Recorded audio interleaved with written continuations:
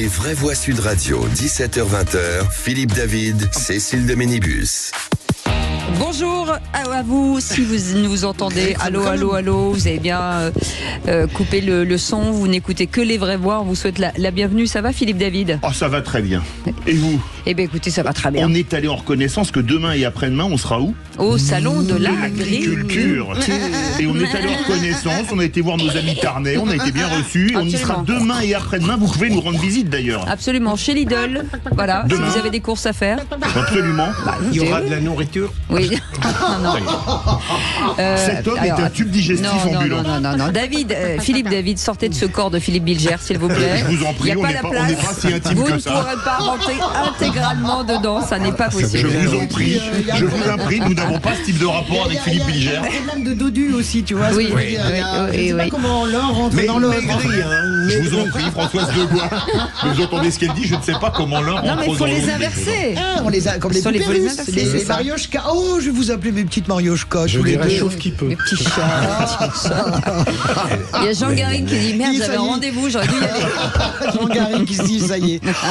C'est fini pour votre réputation. On m'attend au salon du livre. Oui. Mais nous, on adore le livre aussi. Tout parce ça pour qu'il veut nous faire croire qu'il écrit des livres. Non, mais lui, il nous frustre. Parce que Bilger et moi, on veut faire une émission de littérature exclusivement. Purement littéraire. Et là, on a les deux, là, évidemment. Les deux. Les deux. C'est nous, c'est nous. Mais Philippe, il fait une excusez-moi, mais émission. comment qu'elle nous cause? C'est normal. 3 sujets sur l'agriculture. Nous, on parle de culture. Non, mais je vais te dire, Philippe David, ça n'est plus ce que c'était. C'est sûr. C'était mieux avant. Allez les amis, sérieusement, puisque on parle d'actualité ce soir au sommaire de cette émission à 17h30 déjà. Le grand débat du jour, on ne peut rien exclure dans une guerre. Les propos tenus hier par Emmanuel Macron sur un éventuel envoi des troupes occidentales en Ukraine suscitent une levée de boucliers, propos condamnés en France par les oppositions de gauche et de droite, et même parmi les pays alliés réunis hier à Paris, beaucoup privilégient un discours de prudence sur le sujet. Oui, alors parlons vrai. Est-ce que cette menace est crédible vu l'état de notre armée et le fait que l'Allemagne a opposé une fin de non-recevoir et elle n'est pas la seule? Est-ce que vous craignez un embrasement du conflit en cas d'envoi de troupes en Ukraine? Est-ce que le Parlement devrait être consulté?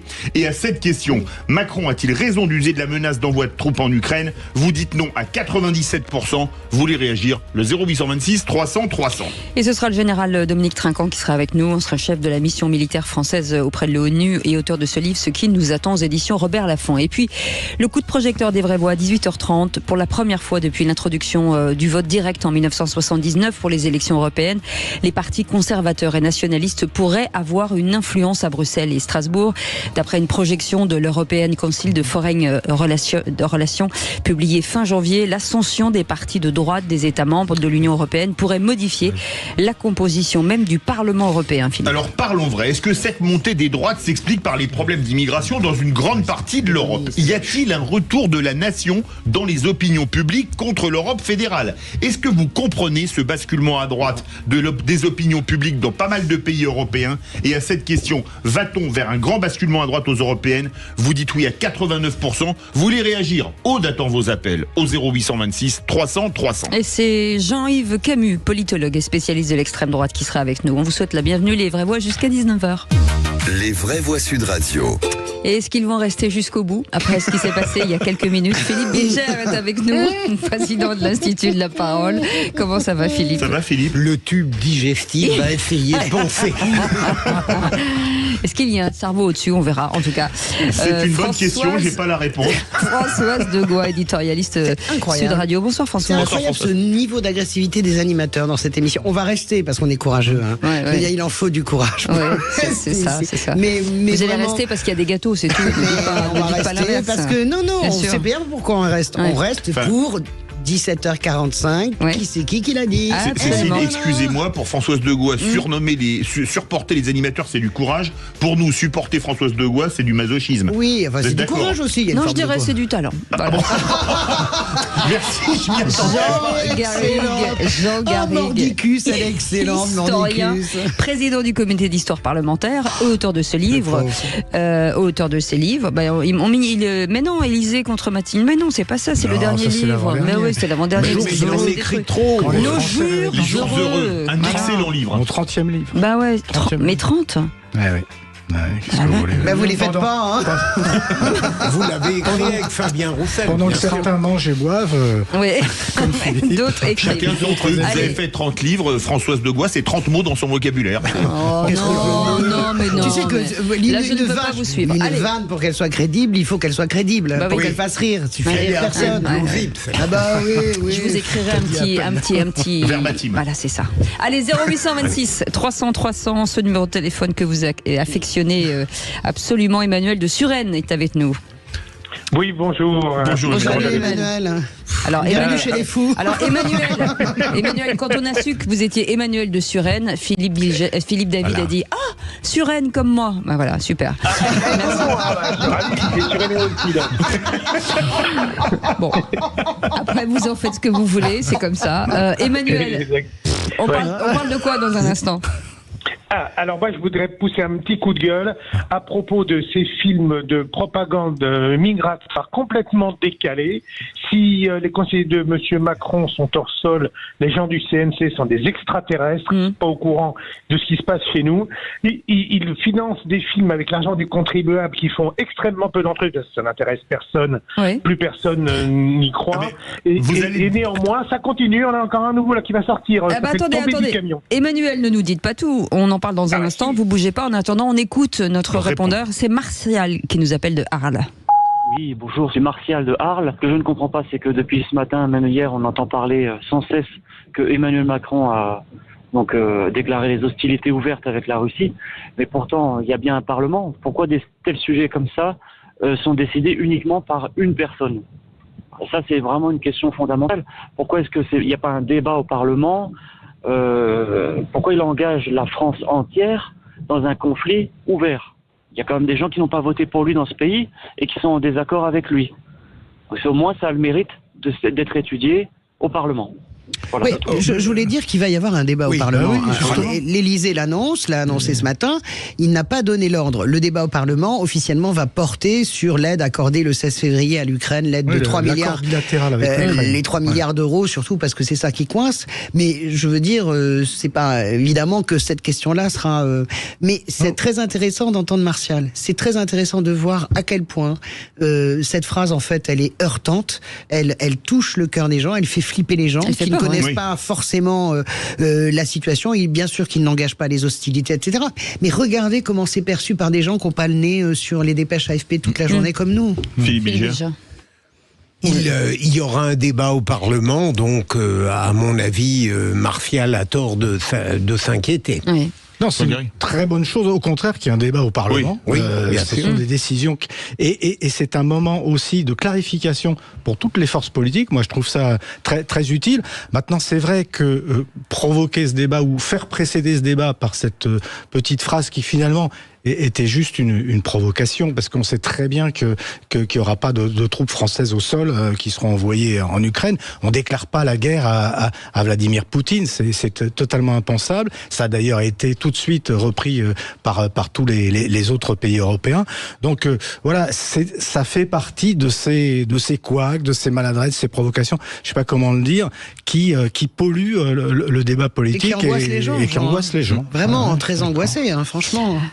Allez, on retourne au standard avec Emmanuel de Suresnes. Et vous vouliez nous parler du Centre national du cinéma. Ouais. Alors pour ceux qui ne savent pas, c'est un fonds de soutien pour le cinéma français. C'est un institut français. Oui, alors je voulais parler de ces films de propagande migratoire là. Il en sort à peu près 2 par an. Le dernier il s'appelle Tomber du camion. Tout ça, ce sont des scénarios d'une mièvrerie invraisemblable qui est dégoulinante de bons sentiments, mais qui repeignent en couleur rose la réalité d'un problème migratoire qui n'a rien d'amusant et dont les Français ont vraiment soupé. D'ailleurs, en fait, ces films ne sont pas faits pour être vus parce que les Français ne vont pas les voir. Quand ils font 30 000 entrées, c'est la moyenne. 80 000, c'est un succès extraordinaire. Donc ça n'est jamais rentable. Mais ils sont pas là du tout pour pour être vus, ces films, au fond. Ils sont juste faits pour être financés. Ça permet à des réalisateurs et des producteurs d'avoir des droits pour faire un nouveau film l'année suivante sur le même thème éventuellement. Donc moi, ce gaspillage de l'argent du contribuable pour soutenir une propagande complètement ridicule, enfin c'est complètement décalé. Alors on va faire Il est vraiment bien cet auditeur, parce que je partage absolument son sentiment. Le CNC, d'une certaine manière, il faut être juste à sauver le cinéma français, mais il subventionne n'importe quel navet. Il suffit le d'aller... dernier film sur la famille Traoré, enfin qui a été inspiré de la famille Traoré, ça a été un bide complet. Oui, mais là vous prenez un exemple extrême selon votre habitude. Il y a des films qu'on peut voir et que je vais regarder, on se demande comment ils ont pu avoir des crédits. Enfin, D'accord, Là, juste pour dire, Tomber du camion, c'est le réalisateur s'appelle Philippe Paulet-Villard, parce que c'est important de le dire, avec Patrick Timsit et Valérie Bonneton, entre autres. C'est pourquoi que vraiment j'ai du mal avec mais j'ai du mal avec ce discours. Écoutez, on ne finance pas au gré de ses envies, on finance au gré d'un projet général culturel. Je ne vois pas, c'est hyper contradictoire ce que vous dites, Emmanuel. Vous dites ça sert de propagande et en même temps personne va les voir. Donc si de quel film parlez-vous? L'immigration, c'est une réalité. Vous dites on repeint l'immigration en rose, mais c'est pas la peine non plus de la repeindre entièrement en noir et en dramaturgie. Tous les migrants qui arrivent sur notre pays ne sont pas des assassins potentiels. Mais il n'y a jamais un film qui le repeint en noir. Mais si, bien sûr que si. Il y a des films extrêmement douloureux où on voit les gens dans les zones de rétention. Je me souviens plus celui avec je ne sais plus, Omar Sy, et c'est pas du tout, c'est quelque chose qui est près de la réalité, mais pas ennuyeux parce que ce sujet ne nous intéresse pas, mais vous représentez pas tous les Français, c'est insupportable. Alors que, encore une fois, entre la poire et les fromages, mais c'est vrai qu'il y a un certain angélisme de la vision proposée par le cinéma français, notamment du fait migratoire. Maintenant, c'est bien aussi que du côté des créateurs, il y ait aussi cette vision qui nous montre que l'immigration, qu'il y a des belles histoires, qu'il y a des belles histoires. Encore aujourd'hui, il y a des belles histoires. Ils sont pas tous réussis. Ils ne reflètent pas forcément la globalité du phénomène migratoire et des problèmes que ça pose. Mais c'est aussi des belles histoires. Je pense qu'il faut regarder ça avec un peu de curiosité. L'intérêt de cette émission, de pouvoir donner son avis, et c'est de le partager avec nous. En tout cas, merci beaucoup, Emmanuel de Suresnes. Il joue avec nous. Et il va jouer. Il joue contre vous, François. Il a l'air bien. Il a l'air bien. Il a l'air très brillant, mais il va jouer. Oh là là, il a l'air rencardé. Ça va être dur. Et là, j'ai peur qu'il y ait un contrat sur votre tête. J'ai envie de le laisser gagner. Je dis ça, je ne dis rien. Emmanuel, faites gaffe, il est pas très loin, il est à Suresnes. À côté de chez Philippe David. C'est une ville qui est devenue illustre depuis quelque temps. C'est ça, depuis que Philippe David y habite, c'est juste énorme. Mais je croyais que vous habitiez à Toulouse. Oh, je comprends plus rien. Non, allez, vous restez avec nous dans un instant, les 3 mots dans l'actu avec Félix Mathieu et Philippe Bilger, le tube digestif du jour. Oh, le bravo, Philippe David, bravo. Le réquisitoire du procureur, cher Philippe. On ne doit pas s'attaquer à une loi prestigieuse sans la connaître. Je parle de la loi 1881, c'est la loi sur la presse, cher Philippe. Allez, on en parle dans un instant. 0826 300 300, soyez les bienvenus. Les vraies voix Sud Radio, 17h-20h, Philippe David, Cécile de Ménibus. Soyez les bienvenus, on est ravis de vous retrouver. Juste pour vous dire que demain nous serons en direct, demain et après-demain en direct du Salon de l'Agriculture. D'abord chez Lidl demain, voilà. Et puis jeudi au Coram, ce sont les producteurs pyrénéens. On va parler porc noir de Bigorre, mouton, barèche gavarnie, vache gasconne des Pyrénées. Et Cécile adore les gasconnes des Pyrénées. Il n'y aura pas de débat alors. Si, il y aura du débat. Tout de même. Et des hauts et des bas. Des hauts et des bas. Allez. Non, on mange. Dans un instant, sur nous. Les 3 mots dans l'actu avec Félix Mathieu. Bonsoir Félix. Bonsoir. De quoi parle-t-on? De ces propos, on peut envoyer des troupes en Ukraine sans devenir pour autant belligérant, affirme le ministre des Affaires étrangères après les propos d'Emmanuel Macron hier, de Gabriel Attal qui traite le RN de troupes de Vladimir Poutine tout à l'heure à l'Assemblée. Et puis les métros et les RER ne s'immobiliseront plus à l'avenir pour de simples malaises voyageurs. Il n'y a pas le temps. En 3 mots, ça donne belligérance, troupe et malaise.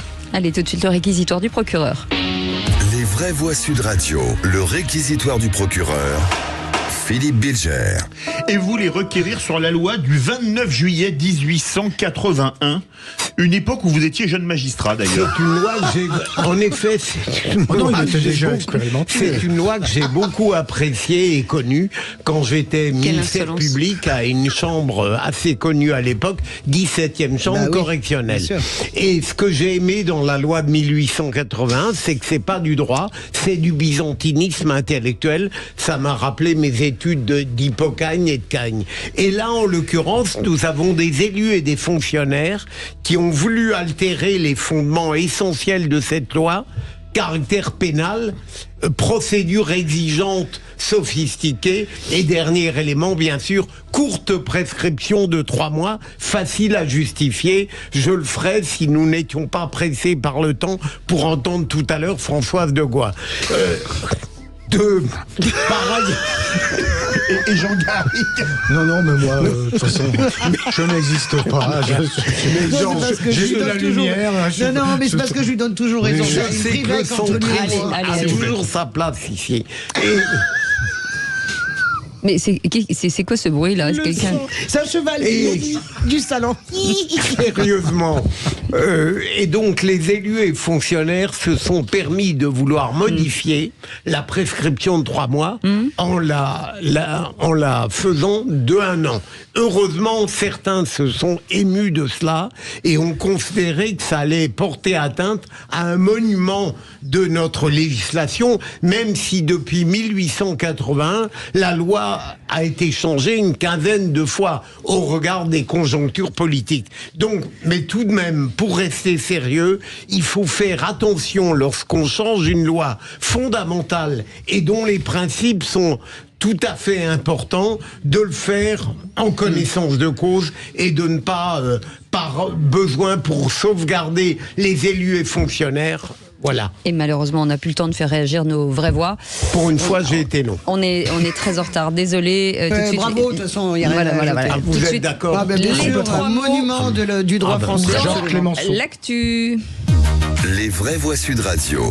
Bonsoir Félix. Bonsoir. 3 mots dans l'actu qui sont belligérance, troupes et malaise. La présence de troupes occidentales en Ukraine ne ferait pas franchir le seuil de belligérance, assure le ministre des Affaires étrangères après les propos controversés d'Emmanuel Macron. Pendant ce temps, le Premier ministre Gabriel Attal assimile le RN à des troupes de Vladimir Poutine. Et puis le métro parisien, les RER, les Transiliens ne s'arrêteront plus en cas de malaise voyageur. Oui, ça paraît plus anecdotique, quoique à quelques mois des JO. Les vraies voix Sud Radio. Certains y voient une diversion face à la controverse. L'Elysée annonce aujourd'hui un débat à venir, c'est un vote au Parlement sur l'accord de sécurité bilatéral conclu avec l'Ukraine il y a une dizaine de jours. En tout cas, les propos tenus par Emmanuel Macron hier soir provoquent un tombereau de réactions. L'envoi de troupes occidentales en Ukraine ne serait pas à exclure à l'avenir. Des propos irresponsables, déclarations terrifiantes, de la folie, s'exclament les oppositions de gauche à droite, à l'image ici de Marine Le Pen. En affirmant que l'envoi de troupes au sol n'était pas exclu, Emmanuel Macron a franchi une étape supplémentaire vers la co-belligérance, faisant planer un risque existentiel sur 70 millions de Français, et plus particulièrement sur nos forces armées déjà déployées à l'est de l'Europe. Les réactions internationales qui se multiplient démontrent que cette inquiétude se diffuse en Europe et dans le monde entier. Même les partenaires européens prennent prudemment leur distance avec les propos présidentiels. Interrogé tout à l'heure à l'Assemblée, le ministre des Affaires étrangères, Stéphane Séjourné, a donc tenté une clarification. Nous devons envisager de nouvelles actions de soutien à l'Ukraine. Celles-ci doivent répondre à des besoins très précis. Je pense notamment au déminage, au cyber, à la production d'armes sur place, sur le territoire ukrainien. Certaines de ces actions pourraient nécessiter une présence sur le territoire ukrainien sans franchir le seuil de belligérance. Rien ne doit être exclu. C'était et c'est toujours la position aujourd'hui du président de la République. Le ministre des Affaires étrangères, Stéphane Séjourné, le Kremlin de son côté juge qu'il n'est, je cite, absolument pas dans l'intérêt des Occidentaux d'envoyer des soldats en Ukraine. Le simple fait d'évoquer cette possibilité constitue un nouvel élément très important dans le conflit, ajoute le porte-parole de la présidence russe. On va y revenir dans le grand débat des vraies voix. La Russie d'ailleurs, où l'on apprend par ailleurs aujourd'hui la condamnation du dissident Oleg Orlov, 2 ans et demi de prison prononcée par un tribunal de Moscou pour ses déclarations répétées justement, pour ses dénonciations de l'offensive militaire russe en Ukraine. Rien. Je notais la liaison Malta à propos de Stéphane Séjourné. Moi, je suis très gêné par la difficulté de débit du ministre des Affaires étrangères. Ça pose un vrai souci. Rien ne doit être laissé au hasard. J'entends sa dyslexie, mais c'est quand même un problème. Je l'ai regardé cet après-midi. Je me suis dit, par rapport à la situation, ça va pas, en fait. Et par ailleurs, là où je le rejoins, et là je comprends le malaise de l'Élysée, pas une seule fois, il prononce les mots troupe au sol. On voit bien qu'il y a une forme de rétropédalage parce que tous les alliés européens sont en train de le lâcher. En fait. On en parlera dans notre grand débat. Merci beaucoup Félix Mathieu. En tout cas, cette actualité est à l'occasion d'une attaque cinglante de Gabriel Attal contre le Rassemblement national à l'Assemblée. Et c'est notre deuxième mot, troupe. Oui, on entendait tout à l'heure la présidente du RN, Marine Le Pen. Eh bien, lui répondant, le Premier ministre Gabriel Attal a donc sorti l'artillerie lourde. Si vous aviez été élue en 2022, Madame Le Pen, on ne serait pas en train de fournir des armes aux Ukrainiens pour se défendre. On serait en train de fournir des armes à la Russie pour écraser les Ukrainiens. C'est ça la réalité. C'était dans votre programme. Vous m'interrogez sur une hypothèse de soldats français ou européens sur le sol ukrainien. Mais je vais vous le dire, Madame Le Pen. Quand on lit les enquêtes qui sont réalisées, encore celle du Washington Post le 30 décembre dernier, il y a lieu de se demander si les troupes de Vladimir Poutine ne sont pas déjà dans notre pays. Je parle de vous et de vos troupes, Madame Le Pen. Gabriel Attal tout à l'heure à l'Assemblée nationale. Oh là là. Et le troisième mot, malaise. Le métro parisien, les RER et les Transiliens ne s'arrêteront plus en cas de malaise voyageur. Oui, voilà qui intéressera non seulement les Franciliens mais aussi les touristes et pourquoi pas les visiteurs de l'été prochain pour les JO. Jusqu'ici, un malaise parmi des milliers de voyageurs et c'est toute la rame, voire toute la ligne qui se trouvait immobilisée, c'est-à-dire beaucoup de monde évidemment. Une aberration selon la présidente de la région Île-de-France qui fait cette annonce ce matin. La doctrine va changer à l'image de ce qui se faisait déjà, dit-elle, à Tokyo ou à Londres. Coup de chaud, fatigue, vertige à bord.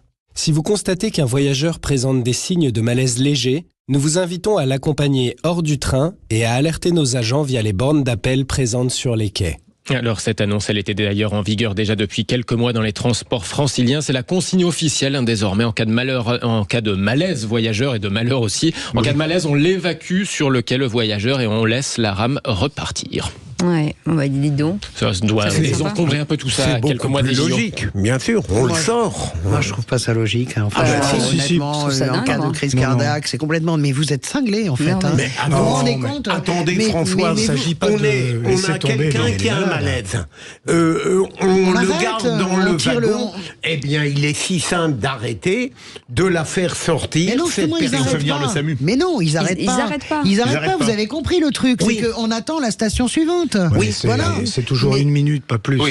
Ça dépend, une minute 30. Dans le RER, c'est plus long, mais dans le métro, c'est rapide. Même le RER, ça va très vite. C'est tout de même plus cohérent. Moi, je trouve ça vraiment. Mais alors, les conducteurs qu'on a pu joindre tout à l'heure s'inquiétaient eux du fait de devoir sortir eux-mêmes les voyageurs. Ils disaient attention, c'est pas notre métier non plus. Donc ils s'inquiétaient un peu pour ça. Tout ce qui peut arriver, en réalité, quelqu'un qui a une attaque cardiaque, honnêtement, une minute, c'est une question de vie ou de mort. Moi, je trouve ça dingue, en fait. L'humain avant tout. Mais tout ça parce qu'on n'est pas prêt uniquement avec nos transports. Mais c'est incroyable quand même. Incroyable. Allez, les amis, on y va. Merci beaucoup Félix Mathieu. On vous retrouve après 18h et on va revenir sur cette guerre en Ukraine à l'issue du sommet réuni hier à Paris. Emmanuel Macron a durci sa position face à Moscou, n'exclut pas l'envoi peut-être de troupes au sol. Alors parlons vrai. Est-ce que cette menace est crédible vu l'état de notre armée et au fait que l'Allemagne, comme nombre de pays, ont opposé une fin de non-recevoir? Est-ce que vous craignez un embrasement du conflit en cas d'envoi de troupes en Ukraine? Est-ce que pour vous, le Parlement qui va être consulté va avoir un avis différent ou est-ce qu'il y aura une majorité pour le président? Et à cette question, Macron a-t-il raison d'user la menace d'envoi de troupes? Vous dites non à 97%. Vous voulez réagir, le 0826 300 300. Et le général Dominique Trinquant est avec nous, ancien chef de la mission militaire française auprès de l'ONU et auteur de ce livre, Ce qui nous attend aux éditions Robert Laffont. Général, est-ce que la Russie est capable aujourd'hui d'annexer totalement l'Ukraine? Non, elle n'était pas capable en 2022 et elle n'est pas capable aujourd'hui. On en parle dans un instant. 0826 300 300, vous êtes les bienvenus. Philippe Bilger, Françoise de Gois et Jean Garrigue sont avec nous aujourd'hui. Sud Radio, 17h-20h, Philippe David, Cécile de Ménibus. Bienvenue à tous et merci de votre fidélité. Vous êtes de plus en plus nombreux à nous écouter. Vous nous le dites partout dans la rue, dès qu'on vous croise. Là, on a toujours des mots. Il est sympa, Philippe Bilger, dans la vraie vie. Françoise de Gois, elle est comment? Et Jean Garrigue, ils sont cool ou pas? Bah oui, ils sont cool. Voilà. Ils sont pires Moi, on m'a demandé, elle est très sympa, Cécile de Ménibus, mais alors Philippe David, il est vraiment David, bête. c'est David. Philippe David, Avec un gros bide. il est vraiment bête ou il fait semblant en fait. Je le répéterai à madame votre mère. Ah non, mais ma mère est en train d'écouter. Maman, je m'excuse, n'écoute pas les horreurs que je viens de dire sur ton petit chéri. Pardon. Quoi qu'il en soit, on vous souhaite la bienvenue. 0826 300 300. Tout de suite, le grand débat du jour. Les vraies voix Sud Radio, le grand débat du jour. Il n'y a pas de consensus aujourd'hui pour envoyer de manière officielle, assumée et endosser les troupes au sol. Je trouve que c'est une folie de la part de Macron de dire en fait ce qu'il a dit. Je ne sais pas ce qu'en pense l'Union européenne, ça n'existe pas encore comme en tant que fédération. La défaite de la Russie est indispensable à la sécurité et la stabilité en Europe. Ça ne s'est jamais vu, même pendant la Deuxième Guerre mondiale, il n'y a pas d'engagement de troupes directes entre deux nations nucléaires. Mais en dynamique, rien ne doit être exclu. Il ne faut pas exclure l'envoi de troupes occidentales en Ukraine. La déclaration d'Emmanuel Macron suscite une levée de boucliers, propos condamnés de droite et de gauche, et même parmi les pays alliés réunis hier à Paris. Beaucoup privilégient un discours de prudence sur le sujet. Et parlons vrai, est-ce que cette menace est crédible vu l'état de notre armée? Les unités combattantes, c'est un peu plus de 60 000 hommes et 3 ou 4 jours de réserve de munitions en cas de conflit de haute intensité. Est-ce que vous craignez un embrasement du conflit en cas d'envoi de troupes en Ukraine? Et pourquoi pas une guerre nucléaire? Est-ce que le Parlement qui va s'exprimer doit opposer une fin de non-recevoir au président de la République? Macron a-t-il raison d'user de la menace d'envoi de troupes en Ukraine? Vous dites non à 97%. Vous voulez réagir? Le 0826 300 300. Et on accueille le général Dominique Trinquant, ancien chef de la mission militaire française auprès de l'ONU et auteur de ce livre, Ce qui nous attend, aux éditions Robert Laffont. Général, merci d'être avec nous. D'abord, les vraies voix, Philippe Bilger, sur cette situation encore qui crée un schisme. Malgré la légitime répétition de ces sujets sur l'Ukraine, je continue à être relativement ignorant et bien sûr, je ne prétends pas avoir des lumières précises sur la stratégie militaire. Il y a deux choses qui m'inquiètent, qui m'interpellent, comme on dirait, et tout à l'heure le général y répondra. C'est d'abord... Le profane que je suis s'étonne, pardon pour l'expression vulgaire, qu'on mette le paquet alors qu'il aurait peut-être fallu le mettre dès le début de l'invasion de l'Ukraine par la Russie, et qu'au fond, on cherche à le mettre alors qu'apparemment, la Russie semble devenir un peu maîtresse du jeu militaire. Ma seconde observation, c'est que, comment dire, je suis...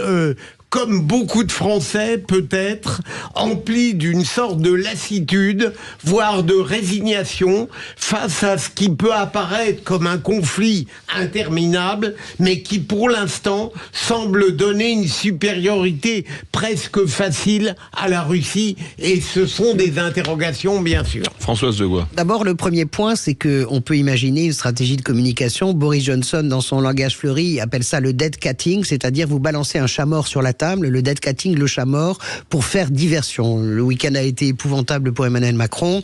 Hop, on revient sur le devant de la scène avec l'Ukraine. Ça lui avait servi, d'ailleurs, au moment de la guerre en Ukraine, ça lui a servi pendant la présidentielle. Ça, c'est le premier point. Malheureusement, il a tellement usé des artifices de communication qu'on lui fait toujours ce procès d'intention. La réalité, c'est que je pense que Emmanuel Macron est extrêmement inquiet, comme tous les Occidentaux, de la tournure qu'est en train de prendre la guerre. Je pense que les Ukrainiens reculent et je n'ose imaginer ce que ce serait si le front cédait.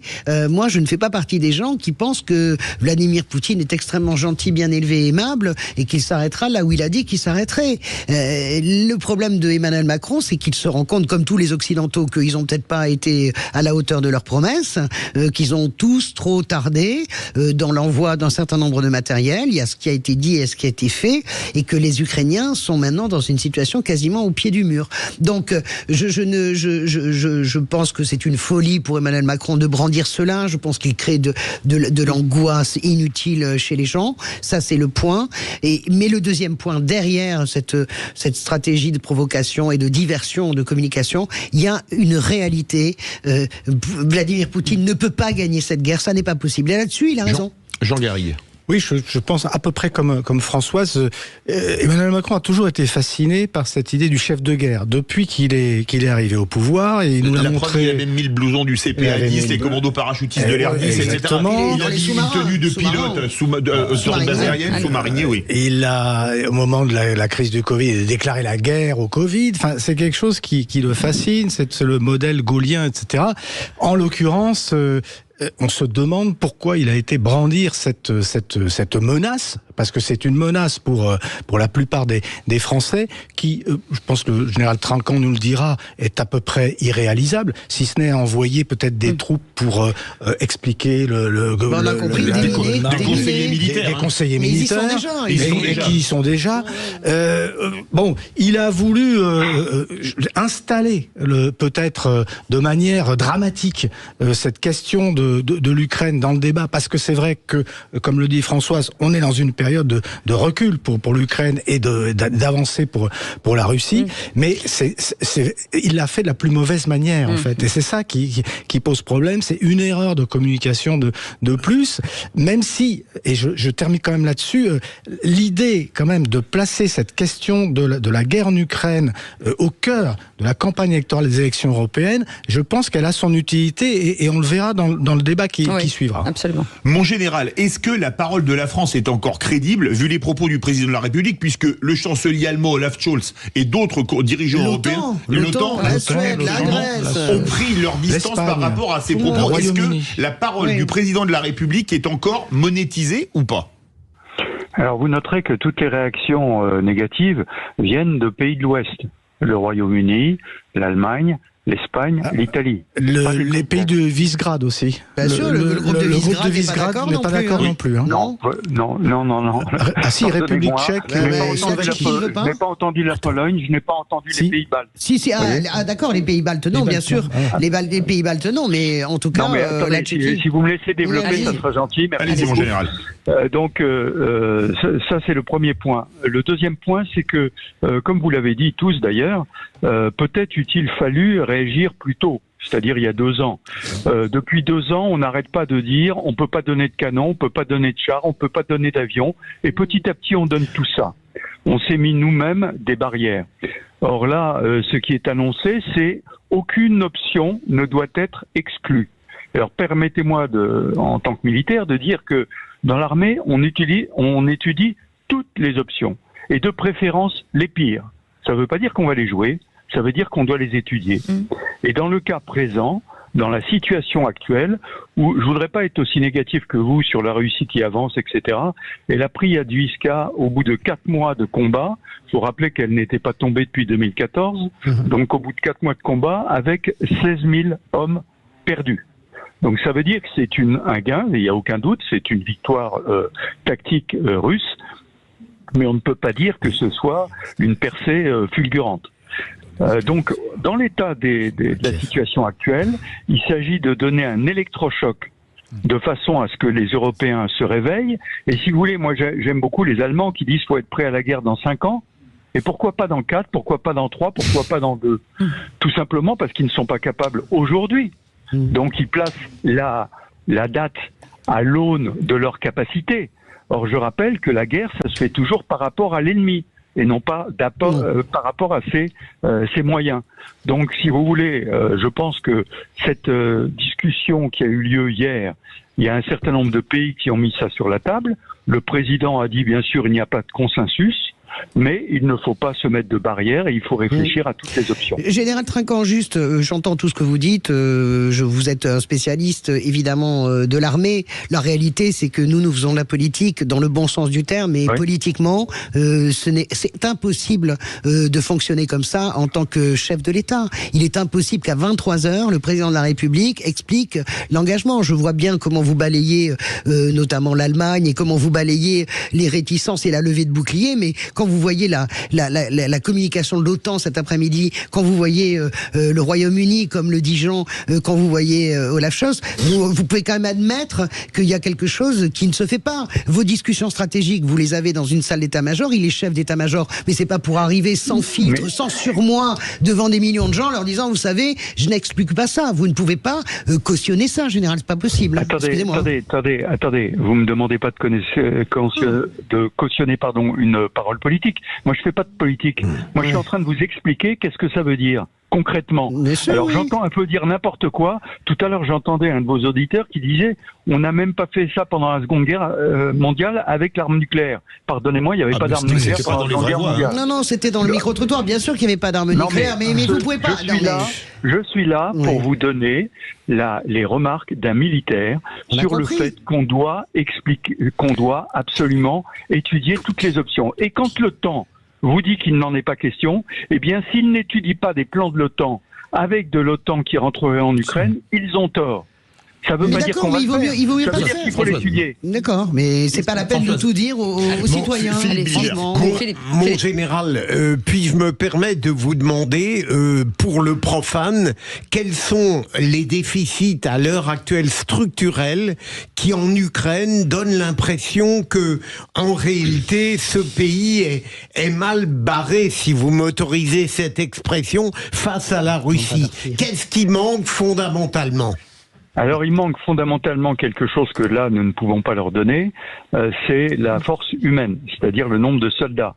Ils en ont perdu beaucoup. Alors, le président Zelensky dit 31 000, je crois qu'il est un peu en dessous de la réalité, mais il manque de soldats dans un pays qui est en train démographiquement de mourir. 1,2 de taux de fécondité, avec une population qui est passée de 52 millions à 34 millions en 30 ans. Donc ça, on peut pas leur donner. En revanche, on doit leur donner beaucoup de munitions et on est très en retard là-dessus. On a redémarré la production de munitions, mais malheureusement, après 25 ans de dividendes de la paix, ça prend du temps. La fonderie qui est dans la région de Tarbes a multiplié par 3 la production en faisant les 3-8 et en travaillant 7 jours sur 7. Elle construit une autre ligne de production à côté pour doubler encore cette production, donc multiplier par 6. Mais voilà ce qui manque aujourd'hui. Maintenant, l'accompagnement, ça veut dire quoi ? Lorsqu'on envoie des canons César qui vont tirer des centaines d'obus, comme vous le savez, les tubes s'usent, il faut les changer, les matériels s'usent. Faut-il les renvoyer en France pour les réparer ? Ou est-ce que ça peut plutôt se faire en Ukraine et à ce moment-là avoir des personnels de la logistique qui s'en occupent. On parle d'avions, les F-16. Vous savez que les avions, ça reste pas en l'air tout le temps, il y a des bases au sol. Et donc les bases au sol, ça demande des mécaniciens qui doivent être formés sur des avions et ça prend beaucoup de temps. Est-ce qu'il n'y a pas nécessité peut-être, pour raccourcir les délais de mise en œuvre de ces avions, d'avoir des équipes logistiques au sol qui ne soient pas ukrainiennes mais fournies par d'autres pays et qui permettent le fonctionnement de ces armements. Voilà le type de questions qu'il faut se poser. Okay. Et je répète, depuis 2 ans, on n'arrête pas de dire non, on fait pas ça. Oui, je suis d'accord. Vous avez raison. Bien sûr, bougez pas. Allez, direct le standard 0826 300 300 avec Emmanuel qui est avec nous. Sébastien qu'on prend dans un instant. Rebonsoir Emmanuel. Oui, bonsoir. Moi, je voudrais réagir sur ce sujet de l'Ukraine en disant que, d'abord, chapeau bas à cette armée ukrainienne qui se bat dans des conditions d'infériorité numérique terribles, qui tient le choc, ils ont perdu un peu de terrain à Avdiivka, à Bakhmout, et puis finalement c'est quand même encore pas très significatif. Et ils se battent. C'est une armée moderne, mais sans aviation, ou quasiment pas. Il manque d'artillerie, mais ce sont des gens, si on leur donne un peu de moyens, si on arrête de leur dire, alors on veut bien te donner un missile sol-sol, mais alors t'es gentil, tu le tires pas sur la Russie. Est-ce que les Russes se gênent pour tirer sur l'Ukraine ? Enfin, faut arrêter de leur mettre des barrières, faut leur donner le matériel dont ils ont besoin, largement, et je pense qu'ils sont capables de mener une guerre défensive efficace. Ceci dit, si Monsieur Poutine actuellement engrange des petits succès, s'il a l'impression qu'on a peur, qu'on est terrifié, que oh là là, surtout jamais on entrera en guerre contre lui, non, je te le promets, Poutine n'est pas, t'inquiète pas, jamais on ira. Non mais ça, faut pas lui dire, quoi. Il faut certainement pas lui dire. Bougez pas Emmanuel, on part directement à Bordeaux avec Sébastien qui voulait témoigner aussi. Bonsoir Sébastien. Bonsoir. Je suis vraiment content de vous parler, la voix, parce que je vous écoute tous les jours. Merci. Sébastien. Et donc en fait, en vrai, je m'inscris en faux avec ce que vient de dire Emmanuel. C'est-à-dire que, comment dire, en fait, il y a une espèce de va-t-en-guerre qu'on essaie de nous inscrire dans le cerveau, à savoir qu'il faut absolument combattre la Russie et qu'il faut se défendre par rapport à une éventuelle invasion. Alors que Poutine a clairement expliqué que jamais il n'allait faire cette erreur-là, parce qu'il sait très bien que si jamais il le fait, il va se retrouver dos au mur. Et en plus, je veux dire, la France va tellement mal. Moi, je suis belge et j'ai connu la France de 2007 et la France d'aujourd'hui. Et la France va super mal. Et là, maintenant, on est en train de nous expliquer que il faut encore envoyer des millions, des milliards à l'Ukraine pour une guerre qui, à mon sens, ne nous appartient pas. Je veux dire, quelque part, il y a un problème, mais c'est avec l'OTAN. Oui. C'est pas avec la France. On va faire réagir Sébastien, si vous le permettez, parce qu'il nous reste très peu de temps. Merci beaucoup pour votre témoignage général. Lorsque vous entendez ces propos d'un côté comme de l'autre avec Emmanuel ou Sébastien, vous avez envie de leur répondre quoi ? J'ai envie de leur répondre que l'agressivité, elle vient de la Russie. Et quand Poutine dit « mais je n'ai pas l'intention », je rappelle qu'il, la veille de l'attaque du 24 février, il disait « mais je n'attaquerai pas l'Ukraine ». Donc, on s'est tous fait avoir, toutes les chancelleries, on s'en restait dans le vent. Moi, le premier, j'étais persuadé, qu'il n'oserait jamais. C'était une folie absolue. Et il est rentré dans cette folie absolue. Il est dans un imaginaire et une histoire que nous ne pouvons pas comprendre. Et inarrêtable ? Je pense qu'à titre personnel, Poutine est inarrêtable. Ouais. Poutine est inarrêtable. Merci beaucoup, Général Dominique Trinquant, ancien chef de la mission militaire française auprès de l'ONU et auteur du livre de Ce qui nous attend aux éditions Robert Laffont. Merci beaucoup Sébastien de nous avoir appelé de Bordeaux. Emmanuel, on vous garde tout près de nous. Oh là là, qui l'a dit. Puisque vous êtes le voisin du dessous de Philippe David, ou d'à côté. Ou d'à côté. Il vous a filé les Non, mais il a filé les réponses, c'est ça l'histoire. Bien sûr qu'il a filé les réponses. C'est ce que Cécile fait avec Philippe Ligère. Je crains le pire. Il est doué. Et Emmanuel dit, on avait dit qu'on n'en parlerait pas. Les vraies voix, c'est du tous les jours, de 17h à 19h avec Philippe David. Ça va toujours, Philippe David ? Ah ben là, c'est l'heure du qui c'est qui l'a dit. Ça va être la foire d'empoigne. Ils vont se jeter les micros au visage. Ça va être intéressant. Même Jean qui a l'air très calme, je suis sûr. Non, moi je participe pas. Jean, mais n'importe quoi, le gars, ouais. Sur son Jean, il est sur son inventaire. Je voulais donner le titre de votre livre, je vais pas le donner parce que là, il laisse la je reviendrai plus. Moi, je me retire sous ma tante. Je déteste les empoignades. Comment elle s'appelle votre tante ? Je me retire sous ma tante. Allez, tout de suite, le quiz de l'actu. Les vraies voix Sud Radio, le quiz de l'actu. À quoi je me retire sous ma tente ? Voilà, ok. Emmanuel de Suresnes, le principe est clair, c'est vous qui répondez en premier, bien entendu, et derrière, si vous n'avez pas la bonne réponse, les vraies voix s'y collent. Allez, question, qui c'est qui l'a dit ? Un point seulement. Le Rassemblement National et Marine Le Pen sont les passagers clandestins de cette crise agricole. Emmanuel. Emmanuel Macron. Il a été plus rapide. Un point pour Philippe Ligère. Je te l'ai soufflé, Philippe. Il faut les dire. Là, il y avait une demi-seconde d'avance. Là, il y a du talent à côté. On n'a qu'un point pour ça. Autre question à un point. Qui c'est qui l'a dit à un point ? Sur l'agriculture.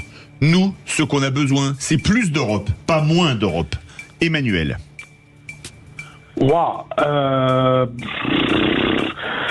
Monsieur Attal ? Non. Marc Fesneau ? Non. Rousseau. Non. Arnaud Rousseau. C'est très surprenant. C'est un maire. C'est un maire de grande ville. C'est Robert Ménard ? Oui, bonne réponse, Françoise de Gaulle. Excusez-moi, il n'y aurait pas un petit problème, nous, ce qu'on a besoin ? C'est exactement ce qu'il a dit. C'est comme s'il fasse les journées, rien ne doit s'empêcher. On s'en fout, c'est non, mais c'est important de le noter. Nous sommes tous des puristes, évidemment. Il va retourner à l'école. Emmanuel, ça va ? Avec son uniforme. Allez, ouais, ça va, mais je suis pas bon. Ah non, mais si, attendez, écoutez bien, c'est pour vous ça. Qui l'a dit? C'est un point. Il n'y a pas de consensus aujourd'hui pour envoyer de manière officielle, assumer et endosser des troupes au sol, mais en dynamique, rien ne doit être exclu. Ah bah ça, c'est Emmanuel Macron. Bonne réponse de votre homonyme. Emmanuel Macron, vous avez raison. Une autre question. Tiens, allez, je vais mettre 2 points au lieu d'un. J'ai mis, mais je vais mettre 2. Qui l'a dit? C'est dingue. Tous ceux qui prônent le renfermement de la France, le repli sur soi, tuent l'agriculture française. Ouais. Emmanuel. Vite. Marc Fesneau. Non. Allez-y. Gabriel Attal. Non. Runacher. Non. Pas loin. Arnaud Rousseau. Pas loin. Non. Sandrine Rousseau. Non. Allez-y, mais Emmanuel. Il est. Bruno Le Maire. Bonne réponse de Françoise Degois. Le maire. 2 points. N'oubliez pas de me mettre 2 points, ouais. Et Bruno, Le crapule parce que vous changez les points. vous l'aviez pas, Emmanuel? Au gré du jeu. Non, il l'avait. Ah non, Bruno Le Maire, il l'avait pas. Non, on se voyait pas. Allez, ça c'est peut-être pour vous, Emmanuel. Ne bougez pas. Qui c'est qui l'a dit? Combien de points? 3 points. Oui. Le sauciflard, l'apéro, c'est notre culture. Emmanuel. Ah bah ça, c'est Jordan Bardella. Non. Olivier Faure. Olivier Faure. Bonne réponse de Françoise Degois. Ah mais je me suis trompé, j'ai mis vos 2 points à Philippe Bilger. Olivier Ah ben non, c'est bien. Non, si tu peux me les donner. Il a 3 points là. Non, il y a 3 Olivier Faure, il nous ferait pas du Fabien Roussel? Bah oui, c'est pour ça que j'ai dit Roussel. Non. C'était logique. L'esprit, c'est Roussel. Allez, Emmanuel, on y va. Qui l'a dit? Emmanuel. Celle-là, elle est à 3 points aussi. Encore? Qui c'est qui l'a dit? Le gouvernement a proposé un budget insincère et là il revient en disant qu'il faut diminuer de 10 milliards le budget général. Sur la forme, ce n'est pas supportable. Emmanuel. Quel acteur? Ça, c'est un LR, ça. C'est un LR. Non. Attendez. Non. C'est Marine Le Pen? Non. Manuel Bompard. Non. Mathilde Panot. Non. Jordan Bardella. Donnez-nous une petite. C'est le même parti. Bonne réponse de Françoise Degois. Éric Coquerel. Coquerel. Oh là. Éric Coquerel. Le président de la Et commission bien là, des finances. Françoise Degois fait le trou. Hein. Combien le trou normand? Ouais, 9 points, vous avez. À voir. Les amis, nous n'avons pas terminé et laissons une chance à Emmanuel de gagner. Vas-y, Écoutez, Emmanuel, Il n'y en a pas. Si, vas-y. Emmanuel, sur le RN et les agriculteurs, qui c'est qui l'a dit? C'est un kidnapping de la colère agricole par des représentants politiques qui, eux, ont voté pour des textes qui renforcent la crise. Emmanuel. Kidnapping. Allez. Prisca Thévenot. Non. Gabriel Ça pourrait Attal. Non. Fesneau. Non. Non. Il y en a encore. Benjamin Haddad. On pourrait dire Ciotti. Eurodéputé. Eurodéputé. Canfin. Non. PS. Raphaël Lichman. Oui, bonne réponse de Françoise Degois. Il n'est Raphaël. pas PS, il est place Elle est publique. douée, Oui, elle enfin, attend il la est fin. C'est imprécis. Degois est la meilleure. Non, pardon, Emmanuel, je suis Qui désolé. c'est qui l'a dit, Il a Emmanuel? dit c'est Françoise Degois la meilleure. Oui, mais je m'excuse auprès d'Emmanuel parce que. Celle-là, elle est à 1 point. Je rends hommage. Merci Manu. Non, n'exagérez pas non plus. Ah, regardez, ils sont ivres de rage. Merci. Oui, plutôt. Qui c'est qui l'a dit?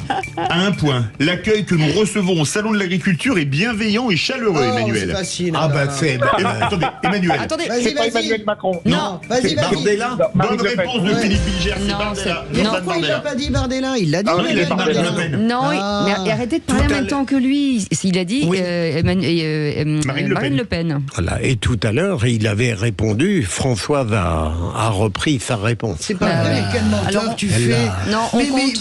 On compte alors les comptes. Emmanuel, Elle l'a plagié, en fait. Attendez, Emmanuel 1 point, Philippe Bilger 2 points, Françoise Degois contrôle antidopage 12 points et Jean Garrigue 0 points. La Oui, évidemment. Excellent. Moi, je vais pas passer mes journées à préparer tout ça. Mais non, c'est parce que vous regardez J'ai pas. des livres à écrire. Non, mais t'imagines un peu le type. Regarde Le mec perd, il est méprisant. Il est Bah oui, méprisant. bien sûr. Genre, moi, j'écris des livres comme si nous, on n'en écrivait pas. Et il y a les gogoles qui Non, passent vous leur voulez temps à colorier, regarder. mais c'est tout. Ah, quel titre encore. Vous ne confondez pas Françoise Degois et Philippe Bilger, non, c'est et Philippe c'est- David et moi qui les collons. Voilà. Merci beaucoup Emmanuel d'avoir joué avec nous. Merci Avec plaisir. Emmanuel, c'était un Merci de plaisir. m'avoir accueilli parmi vous. C'était Merci un plaisir de vous avoir. Dans quelques minutes, le tour de table de l'actu avec Philippe Bilger. J'ai bien aimé Karine Viard sur France Inter.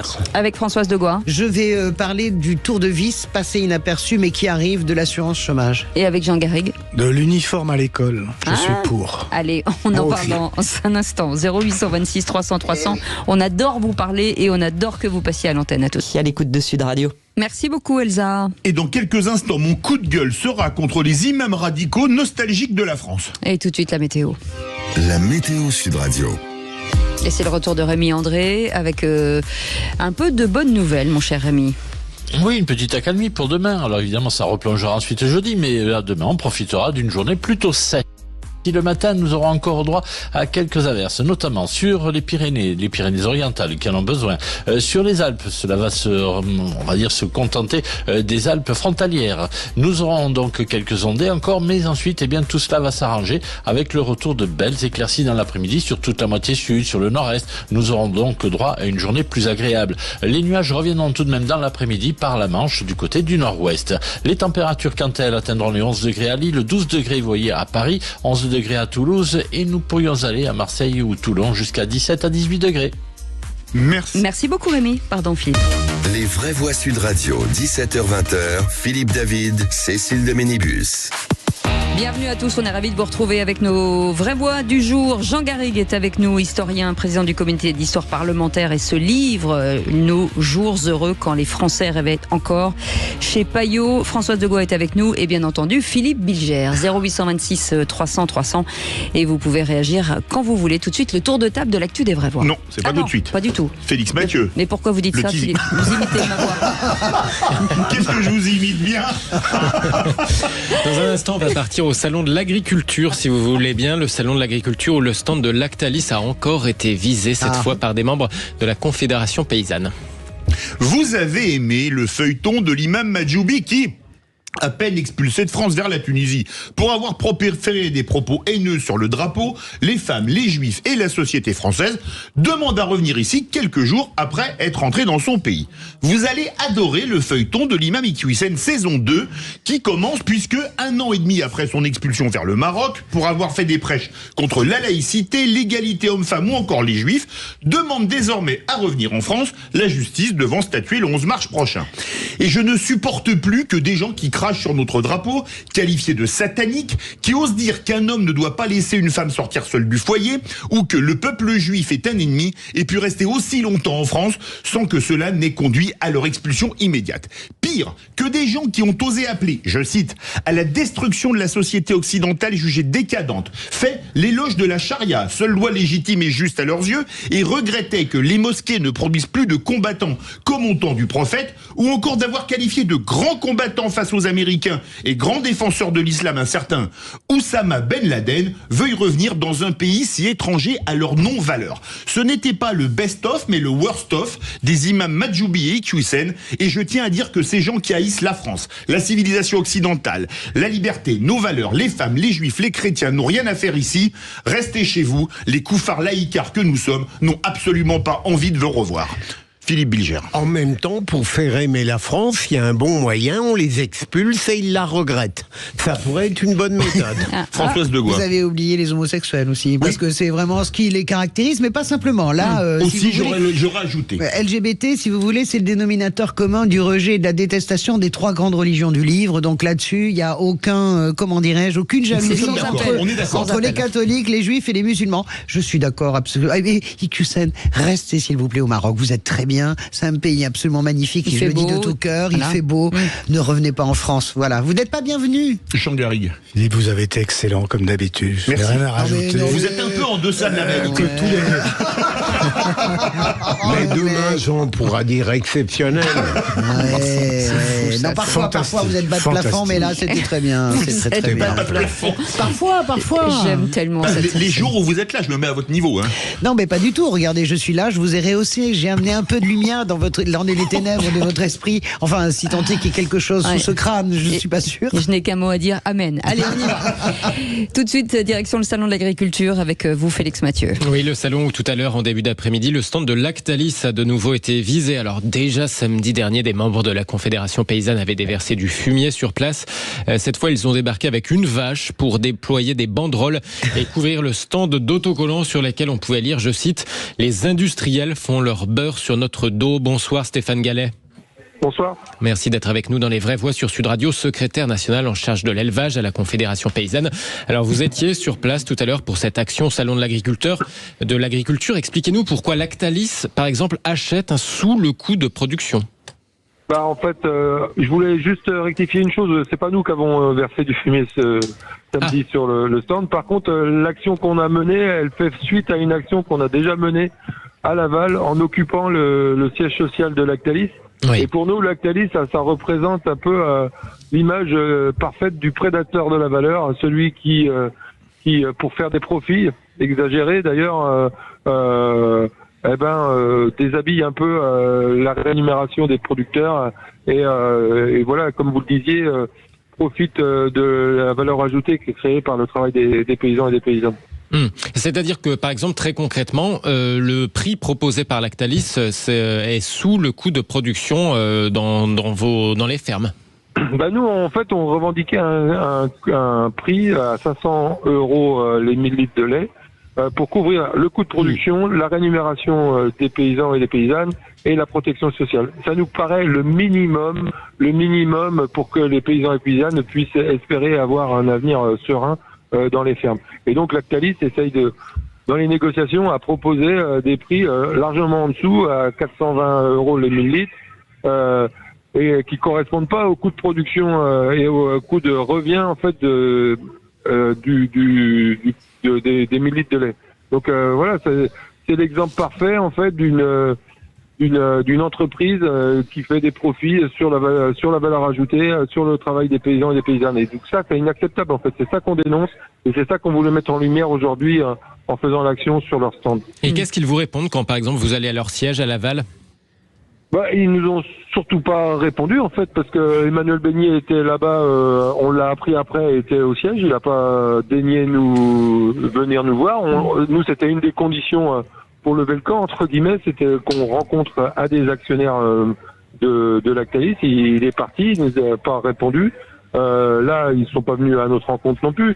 Et voilà, ils disent qu'on a des méthodes qui correspondent pas à leur façon de négocier, mais ça tombe bien, visiblement, il n'y a pas une vraie réponse sur le fond, en fait. Il n'y a pas de réponse sur le fond. Ils disent que voilà, on a un discours qui est partial, mais ça correspond absolument pas à une réponse concrète qui fait face aussi à leurs responsabilités vis-à-vis de la souffrance des paysans et des paysannes dans les fermes. Je voulais juste dire, même Stéphane, merci. Je voudrais rappeler qui est Lactalis quand même. Emmanuel Beignet, pour information, c'est le PDG de Lactalis.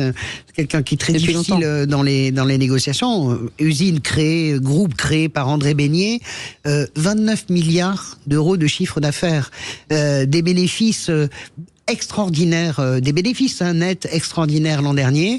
Et moi, je sais que la Confédération paysanne, vous devriez être heureux parce que vous avez porté l'idée des prix planchers, mais la réalité, c'est que les prix planchers ne changeront rien si on ne s'attaque pas exactement aux marges faramineuses de l'agro-industrie. Donc, comment vous faites ? Vous continuez les actions ou vous poussez le gouvernement à vraiment mettre le bras de fer avec l'agro-industrie ? Aujourd'hui, là, ce matin, on a rencontré Gabriel Attal et c'est vrai que nous, on a apporté des prix planchers, les prix planchers qui couvrent quand même. L'idée, c'est qu'ils couvrent le coût de production plus la rémunération des paysans.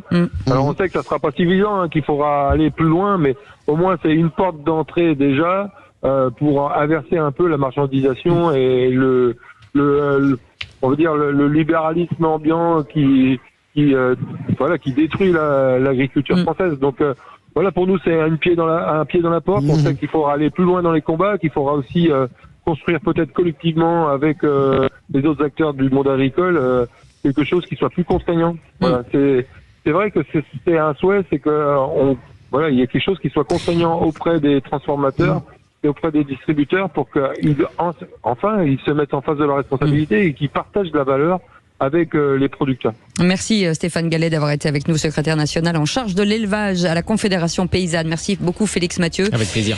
Dans un instant, le tour de table de l'actu. Vous voyez, c'est là maintenant, Philippe David. Tout le Oh non. Ouais. Alors, on parle de quoi avec vous Karine Vuillard a visé juste chez un confrère. Françoise Degois. Le tour de vis nouveau de l'assurance chômage. Et avec vous Jean Garrigue. L'uniforme à l'école, je suis pour. On en parle dans un instant, soyez les bienvenus. Les vraies voix Sud Radio, 17h-20h, Philippe David, Cécile de Ménibus. Et avec nous, Françoise Degois, avec nous, Philippe Bilger, bien entendu, comme chaque jour, et Jean Garrigue, historien, et ce livre, Jours heureux, quand les Français rêvaient encore. Rêvaient ensemble. Ensemble. Ça revient au même. Ensemble, c'est marqué encore. Donc je lis bêtement, alors que je connais le titre de ce nom. C'est encore le conseiller de l'Élysée qui fait vos fiches en plus. Le type qui a invité les soulèvements de la Terre qui écrit vos notes. C'est vrai. Il est partout, ce garçon. Il est partout. Mais bêtement est un adjectif qui ne vous convient pas. Non. C'est pas un adjectif d'ailleurs. Non, vous êtes bien aimable. C'est un adverbe, ça s'appelle un adverbe. On va vous garder jusqu'à la fin de l'émission. Allez, tout de suite, le tour de table. Je serve à quelque chose. Mais maniez-vous le tronc, on va bientôt se mettre à table. Ça sent l'artiste à cette table, ça sent l'artiste. Je suis épuisé, moi. C'est horriblement fatigant d'être intelligent. Le tour de table de l'actualité. Philippe Bilger, c'est sur les propos de l'actrice Karine Viard sur une chaîne concurrente que vous voulez faire votre tour de table. Oui, parce que elle est dans un film qu'elle va jouer bientôt, qui va sortir bientôt, La Marquise de Sévigné et sa fille, et on l'a interrogée sur MeToo et Gérard Depardieu. Et elle a eu un point de vue que je vais résumer beaucoup trop succinctement. Elle a dit en gros, sur le tournage du film Potiche, c'est le terme qu'elle a utilisé, peloter, ce que vous faites parfois, souvent, avec d'autres, mais avec des hommes. Et en réalité, à ce moment-là, elle a dit, mais quoi, qu'est-ce que tu fais ou qu'est-ce que vous faites?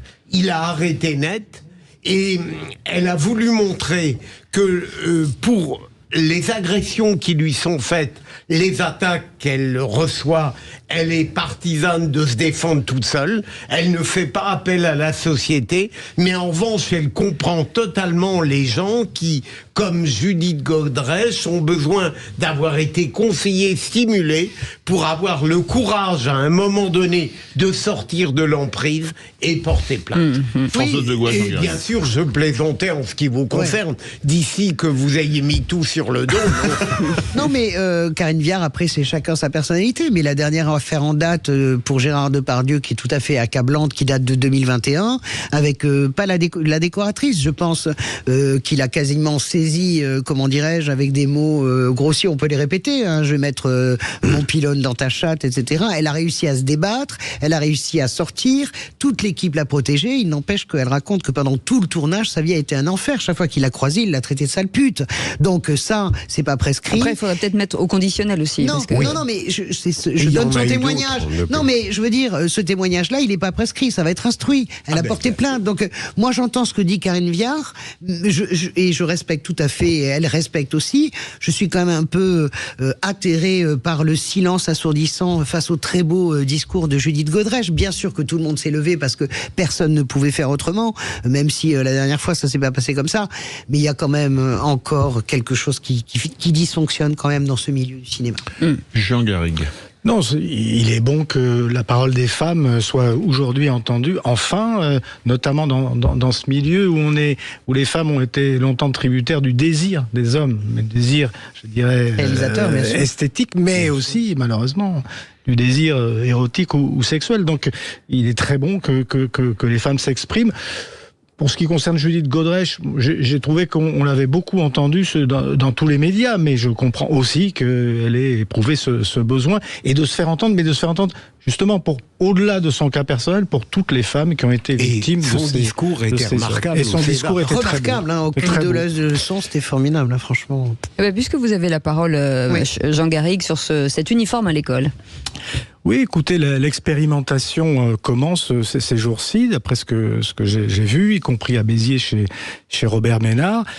J'ai vu que toute une partie de la gauche s'était gaussée de cette expérimentation. Je ne fais pas partie de ceux qui s'en moquent, et ça m'étonne d'ailleurs parce que au fond, on voit bien que l'idée derrière ça, même si on peut trouver ça archaïque, même si ça ressemble à un retour à la Troisième République, l'idée derrière ça, c'est l'égalité entre les élèves, j'allais dire les étudiants, c'est des formations professionnelles.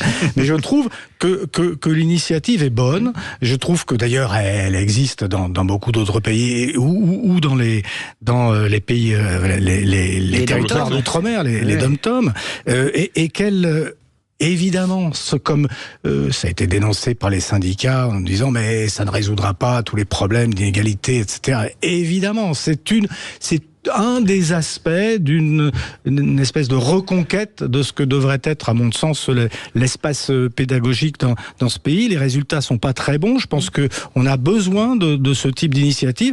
Et je rappelle, malgré tout, que le système sur lequel notre République s'est construite, justement sous la Troisième République, c'est un système justement qui était fondé sur cette égalité entre les citoyens et sur la reconstitution d'un lien social, et d'un lien social associé justement à ces idées d'égalité, de liberté et de fraternité.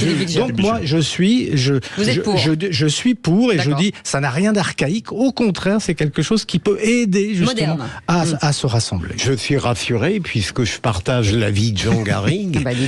Donc non mais sérieusement ça n'est pas le nec plus ultra de la révolution de l'école, mais c'est le début du recentrage de l'école sur ce qui compte. Et en ce sens-là, je suis comme Jean à fond pour. Mais on a bien fait de tester, Françoise Degois. Oui, bien sûr. Moi, je ne suis pas du tout heurté par l'uniforme. Moi, je serais plutôt en mode hussard noir de la République. Donc, vous voyez bien que ces choses-là ne me choquent absolument pas. Après, ça m'ennuie qu'on déporte tout le débat de l'enseignement, comme on a pu le déporter sur l'abaya, qu'on fasse des points de fixation et des focus comme ça sur l'uniforme. J'ai juste deux choses à dire. D'abord, ça coûte cher. Je regardais le reportage sur Béziers, c'est 200 € par élève, ça fait beaucoup. Qui sont pris en charge. Made in France. Oui, qui sont pris en charge et d'un côté par la mairie ou le conseil régional et c'est 55 et de l'autre côté par l'État. Voilà. Et puis en plus c'est moche. Donc je le dis. Alors là c'est un point de vue complètement de fashion. Non. Mais voilà, j'ai introduit un peu de légèreté dans cette espèce de débat. On a l'impression qu'on est en train de discuter de l'origine du monde. Je veux dire que on fait un débat couture. Okay. Mais non, mais vous l'avez vu, cette espèce de bleu lavande un peu pisseux avec des écussons pas jolis. Voilà. Travaillez les designers, soyez sympas, travaillez les designers pour faire des choses un peu jolies. Mais à part ça, oui, ça me gêne pas du tout, c'est très bien. Et il faudra le généraliser, Jean Garrigue, ou pas? Si l'expérimentation, c'est le propre d'une expérimentation, si elle s'avère positive, si on s'aperçoit que ça contribue à recréer du lien social, si ça améliore les résultats des élèves, si ça améliore la cohésion à l'intérieur d'un établissement, l'attachement de l'élève à son établissement. Écoutez, moi, je vois pas de surtout de raison vous pour ne l'avez pas la dit, généraliser. L'égalité, quoi. L'égalité, ça me paraît c'est important. fondamental. Ne pas montrer de manière ostentatoire à quel point certains ont la possibilité d'apparence somptuaire, luxueuse, et d'autres trop modestes. Ça crée de terribles frustrations. Enfin, je l'ai vu quand j'allais au collège, quand j'étais tout petit. Il y a des gens dont j'étais qui n'avaient pas le moyen, et les autres, alors on n'était pas en train de se battre pour une apparence, mais c'est fondamental. Oui, mais tous les pays qui pratiquent l'uniforme, vous savez, moi j'adore le Japon, je connais très bien ce pays, ça ne règle absolument rien sur le fond. Hein. Il ne faut pas imaginer que d'un seul coup c'est la panacée. L'uniforme aux États-Unis ne règle pas les discriminations, ne règle absolument pas que tout le monde jette sa toque. Moi j'adorerais ça, les graduations c'est quand même génial. Et de les voir et d'y participer. Moi j'ai vu tous mes neveux, j'ai été aux graduations, là, c'est super. On est en train d'imaginer ça pour la France, d'accord, mais ça ne règle absolument rien au sentiment de discrimination, au sentiment véritablement de dénigrement que ça va avoir. C'est un petit contribuer, peut-être. Pourquoi note? Allez, dans un instant, on revient avec Françoise Degois sur Gabriel Attal qui menace une nouvelle réduction des droits des chômeurs. On en parle dans un instant. Petite pause, merci de votre fidélité. On est ensemble jusqu'à 19h. Les vraies voix Sud Radio, 17h-20h, Philippe David, Cécile de Ménibus. Bienvenue dans les vraies voix à l'antenne, parce que hors antenne, j'ai pas envie de vous dire bienvenue, parce que bon, voilà, parce qu'on se fait avec Philippe brocarder avec Philippe David, c'est quand même assez. Comme si vous étiez des victimes. Alors là, le discours victimaire sur la brocarderie. Et voilà qu'on vient de me chercher. Philippe Bilger est avec nous, Françoise Degois, Jean Garrigue et vous au 0826 300 300. Nous évoquions le tour de table de l'actu des vraies voix et cette annonce de Gabriel Attal vous sidère, Françoise Degois, sur le chômage. C'est-à-dire, nous avons une mini-sidération parce qu'elle était déjà dans les tuyaux, mais il n'y avait aucun renoncement possible puisque de toute façon, ce gouvernement avance comme un rouleau compresseur. C'est pas un problème. Ils ont les sondages en main. À peu près la moitié de la population française considère que il faut baisser les allocations logement, les allocations chômage, parce que vous comprenez bien, toujours ce discours, il y en a marre de payer pour ceux qui foutent rien, cette espèce de discours qui finalement a commencé un peu à rentrer dans les têtes. Donc là, ce matin, Gabriel Attal a évoqué le tour de vis qui arrive et je me dis, mais comment est-ce qu'on peut laisser faire ça? Déjà, on est passé de 24 à 18 mois, ça c'est un fait. Attal annonce qu'on peut encore réduire la durée d'indemnisation. 6 mois au Royaume-Uni. Oui, je m'en fous, c'est pas un modèle pour moi. Regardez le résultat, 15% de pauvres au Royaume-Uni. Regardez l'Allemagne. La moitié du taux de chômage français. Mais on s'en fout du taux de chômage. Vous pouvez faire baisser le taux de chômage de manière artificielle, Jean. Qu'est-ce que ça peut faire? Il y a 9 millions de pauvres en France, c'est 15% aussi. Mais je suis d'accord avec vous, c'est encore pire. Et le Royaume-Uni n'a fait qu'augmenter. Vous avez vu ce qui se passe au Royaume-Uni? Vous avez le retour de la gale, du rachitisme. Vous avez le retour de tout ce qu'on appelle les maladies de la pauvreté. Magnifique, le système. Ouais. Non, c'est pour ça que tout est absolument lié. Les plus de 55 ans, vous savez, ont pour le moment 27 mois d'indemnisation. Il s'agirait de les ramener à 18 et également, augmenter la CSG, puisque vous savez que la CSG est plus faible sur les... Alors moi je trouve ça complètement dingue. Le propos, c'est l'incitation à la reprise du travail, donc on continue avec cette espèce de discours complètement délirant sur les chômeurs, c'est feignasse, etc., etc. La réalité, si vous voulez, c'est que vous pouvez afficher tous les chiffres de chômage que vous voulez. La réalité, vous savez, ils ont eu le même problème, et vous le savez très bien, aux États-Unis, dans la ceinture de rouille. Vous avez des présidents qui ont fait du chiffre, et vous vous rendez compte que plus vous faites du chiffre, plus vous voulez faire du chiffre sur la baisse du chômage, plus vous avez dans le même temps, en système de vase communicant, le nombre de précaires, le nombre de gens pauvres qui augmente. Refoutre, en Allemagne c'est pareil, refoutre de force des gens parce que vous les privez de toute ressource. Ils travaillent sous leur qualification, ils travaillent avec des salaires moindres, ça se retrouve à la retraite, et à la retraite ils ont des retraites de misère. Vous avez la pauvreté qui augmente. Merci les lois Schröder. Pourtant c'est un socialiste, mais c'est pas mon socialisme. Donc voilà, ça ne changera rien. Ça passera. Cette réforme sera adoptée, mais je trouve ça désastreux globalement sur le futur. Philippe Bilger. Moi, j'aurais tendance naturellement, compte tenu de ma pente, à l'approuver. Alors fallait-il durcir? Je n'en sais rien, mais il est évident que ce gouvernement va faire beaucoup sur ce plan-là que vous dénoncez. Jean Garrigue. Alors, la question, pour la situer sur un autre plan, c'est la question du décalage entre la smicardisation de la société, comme l'a dit Macron, et ceux qui... C'est Bayrou qui l'a dit le premier, il y a 20 ans. C'est Bayrou qui l'avait dit il y a très longtemps, effectivement. C'est ce décalage entre ceux qui travaillent et qui considèrent que leur pouvoir d'achat n'est pas supérieur à ceux qui ne travaillent pas. Enfin bon, il y a un problème quand même dans les classes moyennes françaises aujourd'hui par rapport à la perception du non-emploi. Mais ce n'est pas le travail des politiques de travailler cet argument toxique. Personne n'est au chômage par plaisir. Je suis désolé. Quand vous êtes cadre dirigeant, vous avez en plus un taux de chômage maximum, donc vous perdez énormément d'argent. Si vous êtes un cadre dirigeant, vous gagnez 8 ou 10 000 euros par mois. Vous êtes plafonné de toute façon à 5 000 euros. C'est extrêmement anxiogène. Ça n'est pas que les classes populaires. Ça touche tout le monde. Enfin, moi, je comprends ce qu'il y a derrière. Je sais quel est l'objectif. Je trouve désastreux. Et tout ça se répercute dans les votes après. Et après, tout le monde va pleurer parce que l'extrême droite est en train d'avancer, elle aussi comme un rouleau compresseur, elle qui est faussement sociale en plus. Qui n'est pas, elle est sociale comme je suis archevêque, l'extrême droite, pardonnez-moi, ils ont voté, ils ont fusé toutes les lois sociales. Bon. Et de toute façon, c'est pas la seule. Vous êtes encore plus loin d'archevêque qu'elle du social. Oui, non, mais non, pas du tout. Moi, j'ai un grand respect pour les religions, comme vous le savez. Je les connais très bien, contrairement à beaucoup de gens qui en parlent et qui ne connaissent rien. Voilà. Bon, mais ce ne sont pas les seules lois sociales qui vont bouger, visiblement. Ça... Oui, mais celle-là, elle touche quand même, parce qu'elle touche. Il y a tout un discours. Je ne sais pas qu'en pensent mes camarades. Je sais que probablement, j'en ai pas d'accord avec moi. Mais il y a le fait et il y a toute la toxicité du discours. C'est-à-dire, mais là-dessus, je suis d'accord sur la toxicité du discours. Voilà, le sentiment que d'un seul coup, on envoie comme message que finalement les chômeurs sont des profiteurs. En réalité, et évidemment, quand vous avez une crise, chacun regarde au-dessus de lui et regarde en dessous de lui. C'est tout à fait normal, c'est humain. Mais on ne dit pas que les chômeurs sont des profiteurs, mais on peut parfois considérer que la recherche du travail n'est pas leur obsession fondamentale. Mais je ne suis pas d'accord avec ça, parce que le chômage, personne ne se lève le matin en disant « chouette, je suis au chômage ». Le chômage, c'est un arrachement. Vous n'avez jamais été au chômage. Moi, ça m'est arrivé. Non, mais ça doit être terrible, sûrement. Mais c'est un arrachement, le chômage. Moi, j'ai tout de suite retrouvé du travail, mais c'est un arrachement. Mais parce que vous êtes une travailleuse, Françoise. C'est parce que j'ai un réseau. C'est pas parce que je suis une travailleuse. Les Français ne sont pas des feignasses. Les Français produisent des heures de travail. Moi, je refuse complètement ce discours. Ouais, mais ce que je voulais vous dire, François, c'est qu'il n'est pas vrai. Quand vous touchez le chômage, vous faites une formation, on vous stoppe le chômage. Donc à un moment donné, il y a plein de gens qui ne se forment pas parce qu'ils gagnent plus d'argent. Oui. Ça, c'est un vrai souci. Vous avez 100% raison là-dessus, Cécile. Les effets pervers. Mais je parle aussi de l'autre problème qui est de pousser.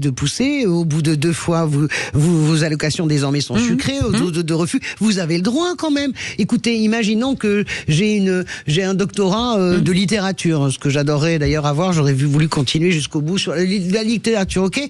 Ok, on va me dire, j'ai le droit de vouloir travailler dans ce que je sais faire. Vous comprenez ?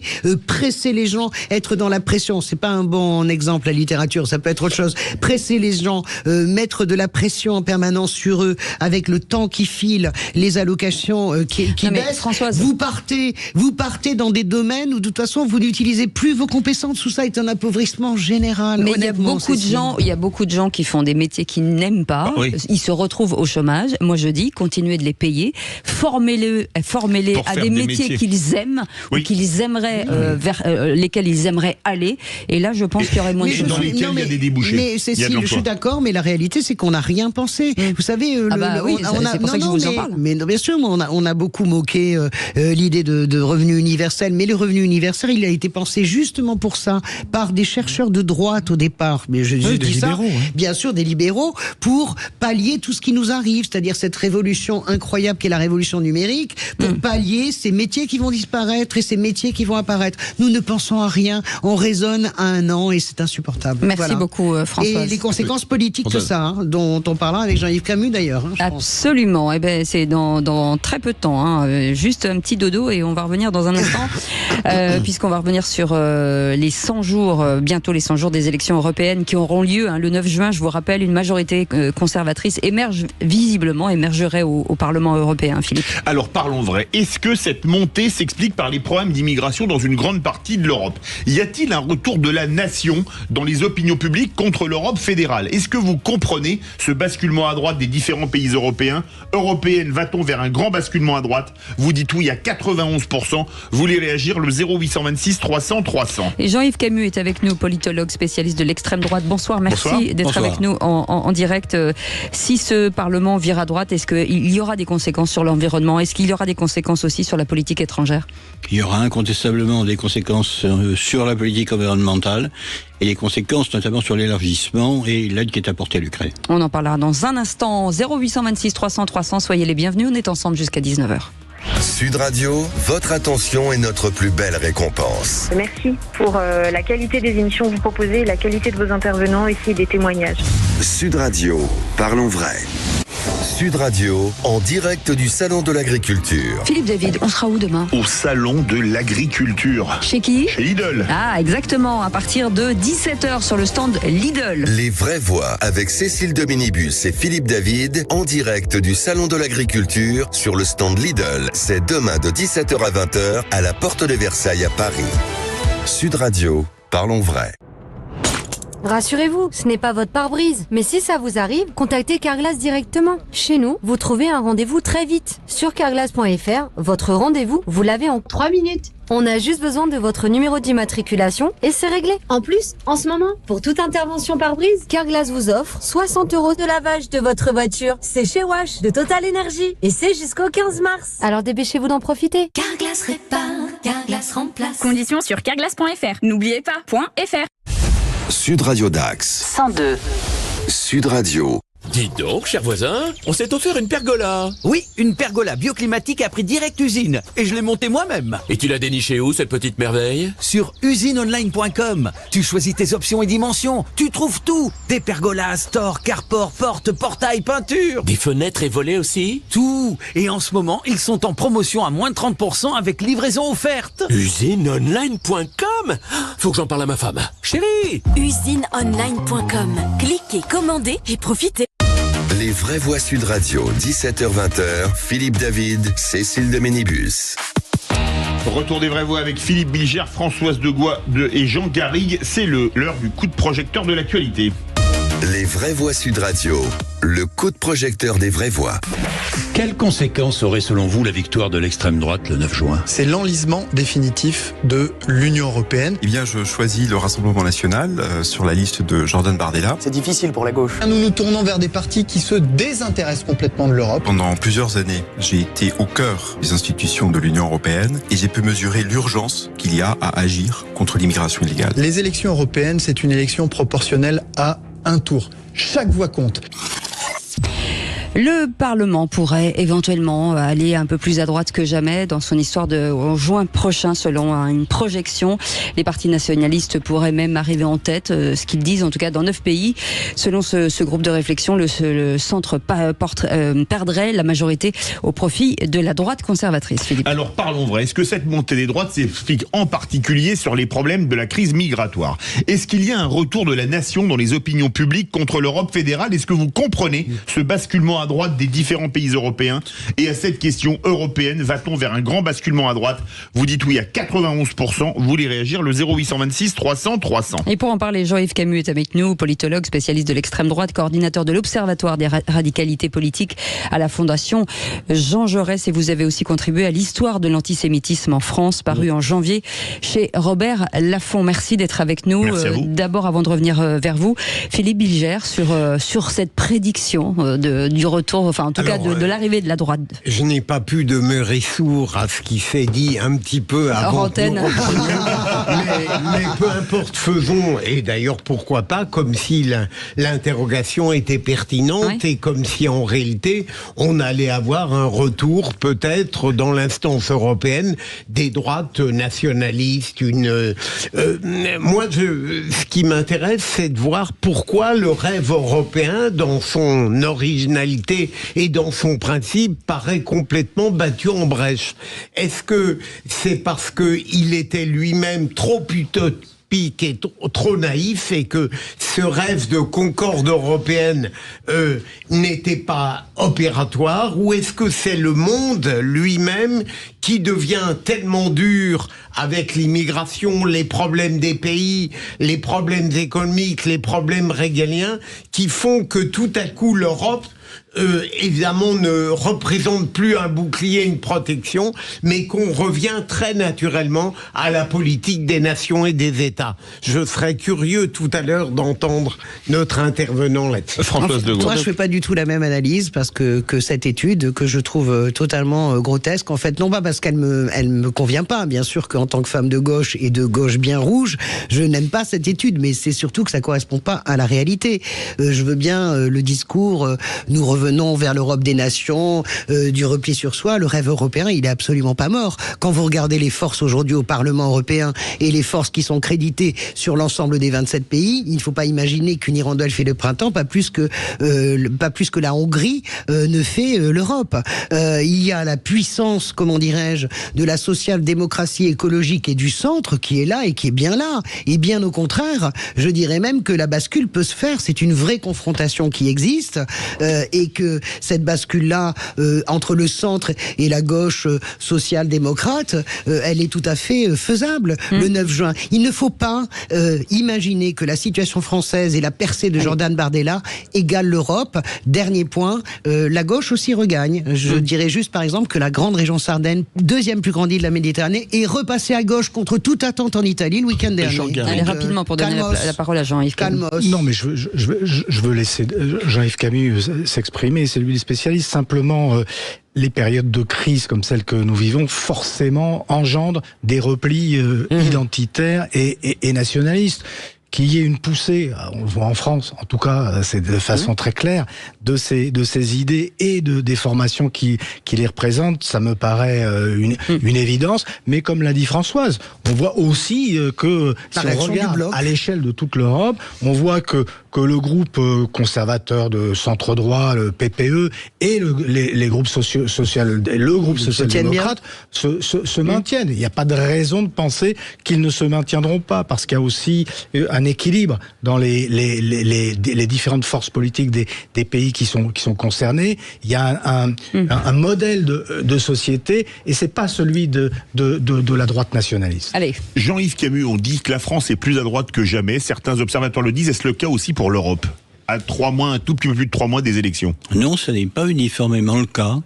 Et on ne peut pas effectivement inférer des sondages qui mettent actuellement la liste du Rassemblement national à 30%, quoi que ce soit, pour définir la majorité du futur Parlement européen, qui effectivement se joue à une trentaine de sièges près. Ce qui est intéressant, me semble-t-il, c'est de voir quel sera le rapport de force entre la principale composante de la droite actuellement au Parlement, qui est donc le groupe PPE, et puis, j'allais dire Sigma, la somme de Identité et Démocratie, le groupe du Rassemblement national, et les conservateurs et réformistes européens, qui eux-mêmes d'ailleurs sont très hétérogènes. Donc ça, c'est effectivement quelque chose d'intéressant à voir. Maintenant, pour ma part, je constate qu'on mélange un petit peu tout. Première chose, est-ce qu'on parle de l'extrême droite, comme je l'ai entendu tout à l'heure? Est-ce qu'on parle de la droite ou des droites? Est-ce qu'on parle des replis nationalistes et identitaires ou de la nation? Moi, je ne fais pas partie des gens qui considèrent que la nation est nécessairement synonyme de repli, ni de droite, ni évidemment de droite extrême. La nation, si c'est une nation civique, et non pas une nation fondée sur l'ethnicité, alors c'est une construction tout à fait intéressante. Philippe Bilger, dans le micro. Je sais que vous avez discuté dans beaucoup de vos interviews, dans vos articles, la légitimité la définition de l'extrême droite. Extrême droite, vous avez, je crois avoir lu une fois que vous n'étiez pas favorable à cette définition. Ça dépend pour qui. Oui, ça dépend pour qui. Ça n'est pas moi qui ne suis pas d'accord. C'est l'ensemble des politistes qui a des débats, je ne veux pas dire furieux, mais animés, depuis quand même quelques décennies, sur un sujet qui est celui qui a entraîné le plus grand nombre de publications scientifiques, livres et articles confondus, depuis à peu près 30 ans. On n'est pas d'accord entre nous. On n'est pas d'accord entre nous aussi parce qu'il y a des contextes géographiques où le terme revêt des significations différentes. C'est pas la même chose d'être d'extrême droite en Amérique latine et d'être d'extrême droite en Scandinavie. Oui. Voilà. Est-ce qu'en France, on a une extrême droite? Vous êtes le plus grand spécialiste en France, je suis d'accord avec Cécile. Est-ce que le Rassemblement national aujourd'hui pour vous est d'extrême droite? Est-ce que Éric Zemmour est d'extrême droite? Est-ce que vous faites une nuance? Je préfère pour ma part utiliser le terme de droite radicale, avec toutes les ambiguïtés que lui aussi possède.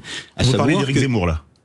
Je parle y compris de Marine Le Pen. Je vous ai dit de lui, c'est pour ça. Je pense, alors pour mettre les choses au clair, je pense que le programme d'Éric Zemmour est aujourd'hui plus à droite que celui de Marine Le Pen. Il est sur un certain nombre de questions plus tranché et tranchant. C'est-à-dire, par exemple, sur la question de savoir s'il est possible d'être français et musulman, Marine Le Pen répond oui, Éric Zemmour répond l'islam et la République, non, c'est pas possible.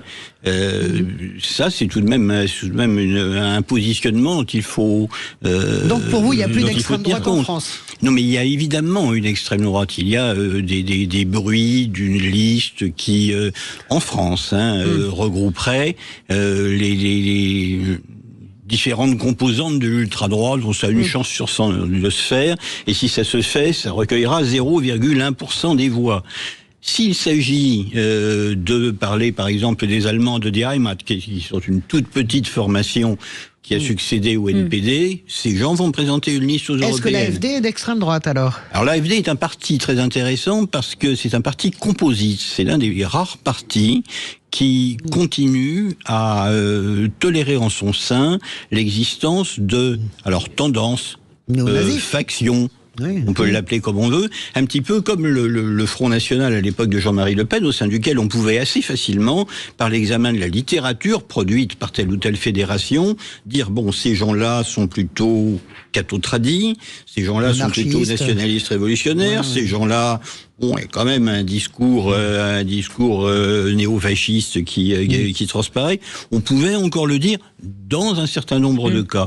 Depuis l'arrivée de Marine Le Pen, c'est-à-dire quand même depuis aujourd'hui 2011, ça commence à faire un bail, le discours est beaucoup plus normé. Il y a une grande difficulté pour les politistes à savoir dans quelle mesure le discours du sommet recouvre le discours de la base, parce que les sites internet des différentes fédérations sont normés par le national, parce que les publications papier ont pratiquement disparu. Alors on a de temps en temps, c'est le cas par exemple sur les prix planchers, des positions qui évoluent, voire des positions contradictoires. Mais ça devient de plus en plus difficile de catégoriser le parti, ça c'est un gros problème méthodologique, sur la base de ce qu'il produit.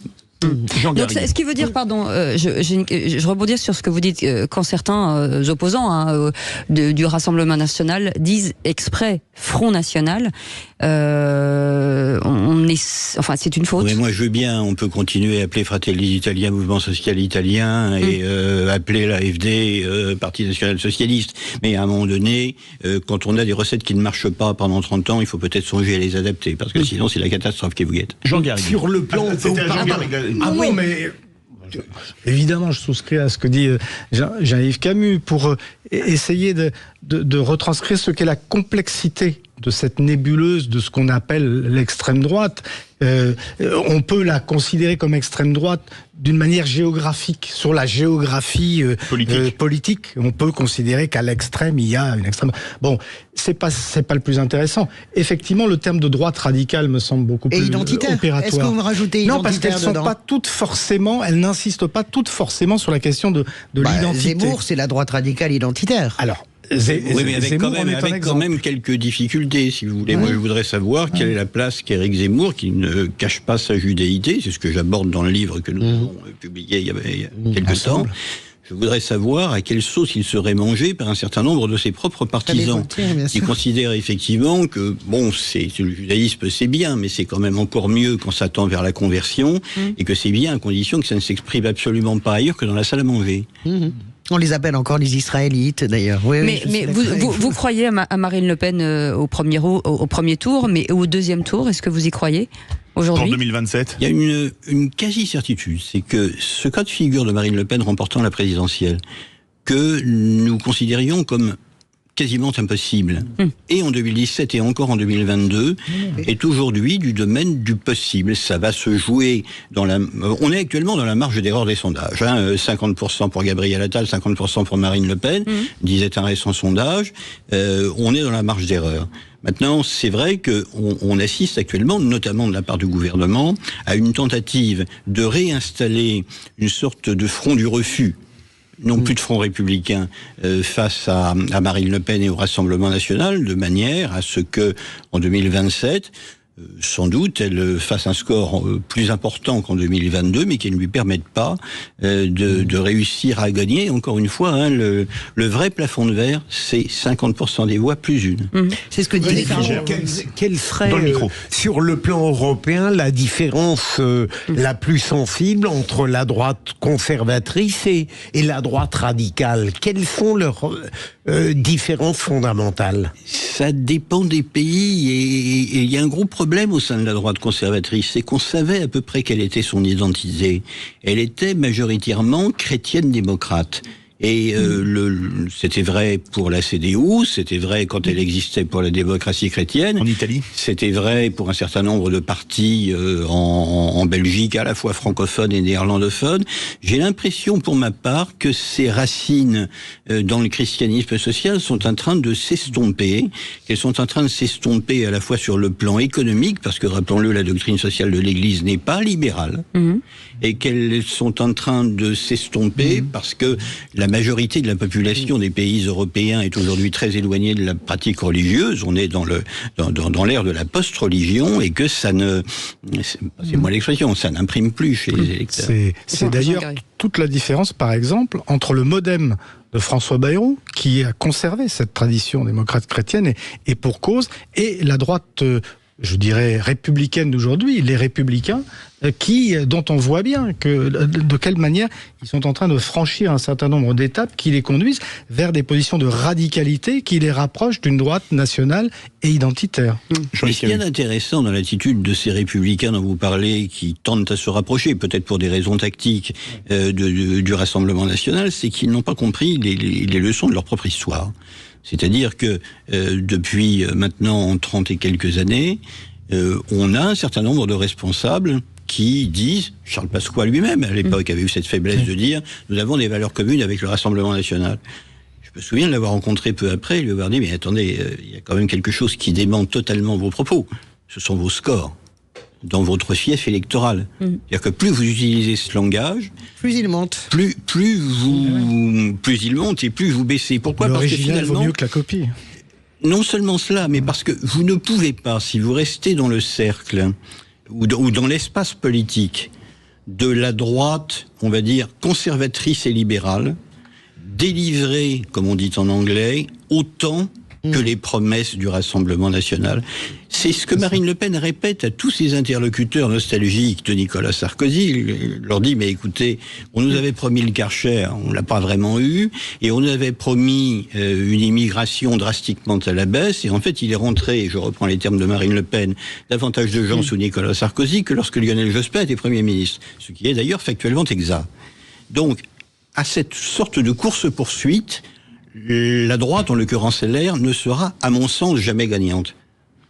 Françoise Degois. Je rejoins tout ce que vous dites, à la différence près, c'est qu'on peut quand même aussi classer le Rassemblement national et l'extrême droite sur l'idée même de la préférence nationale. Et moi, je pense que quels que soient les adymes neufs de Marine Le Pen, et quel que soit, c'est d'ailleurs toujours mon argument pour dire oui, pour moi, c'est l'extrême droite.